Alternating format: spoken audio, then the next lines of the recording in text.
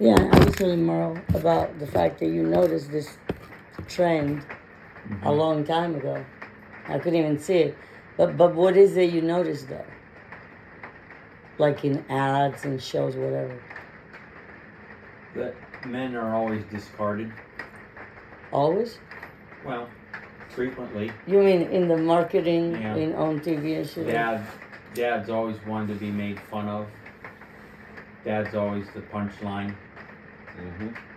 Instead of the leader. And normally it's the wife or the mother that has the answer or the solution or whatever, and the man goes along with it. You mean like in comedies, sitcoms, and comedies, sitcoms, even commercials. I don't know if that's explaining. Yeah. It. Yeah, but what is it? What is like in a commercial? Rather than give me an example. I'm sure there's plenty even now, right? You haven't watched TV in a while. No. Right. We are seeing this, the husband wife dynamic. Or the father and mother role. The role changed so much to the point that commercials reflect how modern society sees it at this point. Right, because TV influences you and commercials do and shit. Yeah. And oh my God, I need to say something though. I'm sorry, Mark. That's interesting. But no, what I'm saying is, you know what they probably would say? We're a marketing company, so we're marketing. We do what we sell. yeah. What if they say we are mirroring reality? It already happened. We're just catering to this group of people. You know, because now, but you're right though. Usually men are depicted in the villain, the what did you call it? The brunt or the joke? What is it called? Punchline. The punchline. I'm sorry. Go ahead, Marl. Go ahead. No, I'm listening. No, I'm listening because I didn't think of it from that perspective. I see it, but I'm not thinking about it from that point of view. It's just like, I know commercials have changed a lot, but I didn't think about how much they have taken that role out. Now the punchline is us normal parents. Us normal mother and father. That's the punchline now. Well, then if you think about it. If you ain't their friend. Say again? It's the like friend? the punchline. Like, if you're not your child's friend. Oh. You got something a little fun. You don't mind if I do it? Yeah. Go ahead, I'm sorry. Go ahead.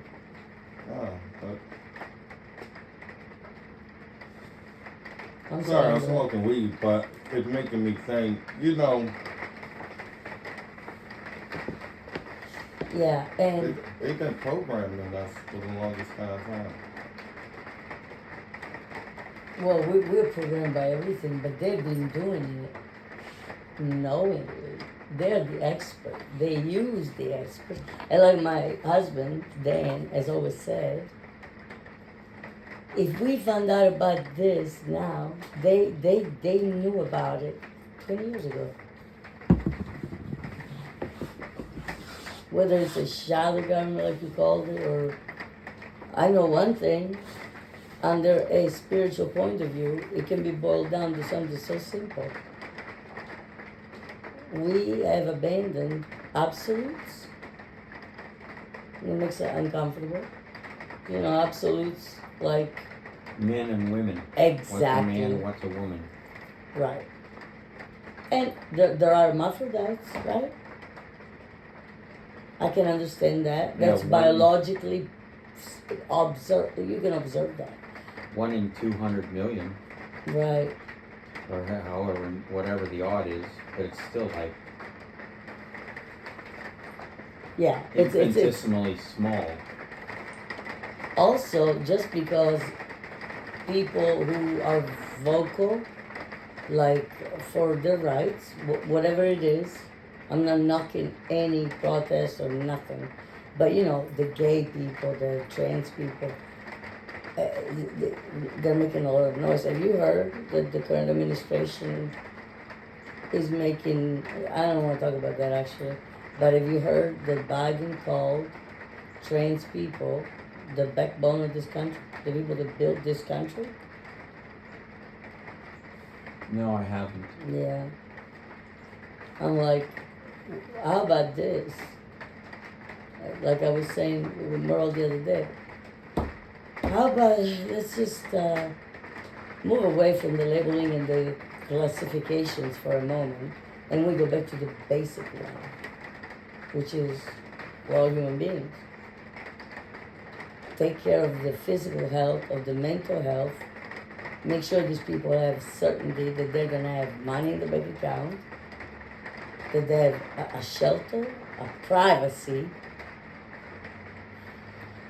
And then you take care of the trans, the gay, the bi, the white, the black, the in-between. But all this is a big plan.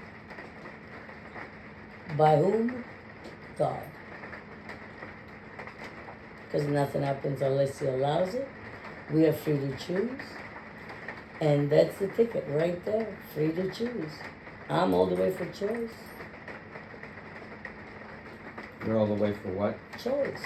Oh, choice. Individual choice, That's privacy, church. and all that. But no, I wouldn't. Hey, honey, what do you think about this?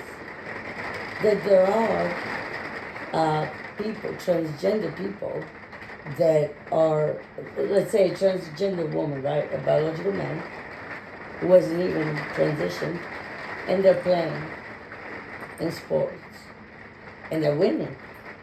What do you think about that? Do you think men, biological men, who identify as women, who are maybe going through some treatments or whatever, what do you think about being in the same sports team as women? Whether it's volleyball or, you know, fighting, MMR, what do you call that thing? MMW? You know, the brutes that fight each other or fake it? The fight. So what do you think okay. about that? I think it's wrong.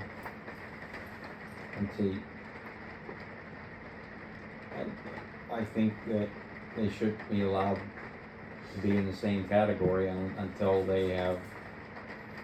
I mean, even if they do get everything completed, They're still biological men. they're still stronger and biological everything. men.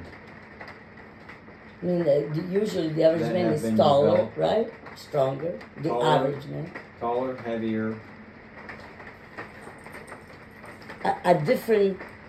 You know, do you even have? They had a meme, not a meme, a little challenge going around for a little bit.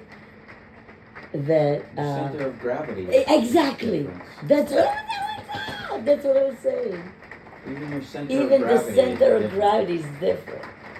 Are you gonna let It's a higher. 19-year-old play with an 11-year-old in the same team? No. Why? Because they're not developed the same way. So, Right. so what if 11 years old all of a sudden get up on the wrong side of the bed and say, you know what? I have a penis, but I feel like a little girl, and I want to join the little girl team. Or how about this?